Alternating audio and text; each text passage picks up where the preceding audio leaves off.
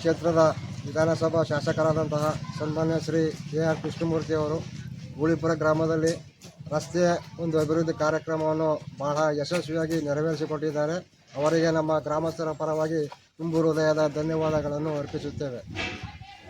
ಶಾಸಕರಿಗೆ ಸಚಿವ ಸ್ಥಾನ ಸಿಗಲೆಂದು ಭಗವಂತನಲ್ಲಿ ಬೇಡಿಕೊಳ್ಳುತ್ತೇವೆ. ನಮ್ಮ ಹೆಸರು ಮಹದೇವ ಸ್ವಾಮಿ, ಗೂಳಿಪುರ. ನಾವು ಗೂಳಿಪುರ ಚೆಲ್ಲಪ್ಪ ಮಾತಾಡ್ತಿರೋದು. ಕಾಂಗ್ರೆಸ್ ಮುಖಂಡ ಕಾರ್ಯಕರ್ತರು ನಾವು. ನಮ್ಮ ARK ಅವರು 50 ವರ್ಷದಿಂದ ಯಾವುದೂ ನಡೆದಿರಲಿಲ್ಲ.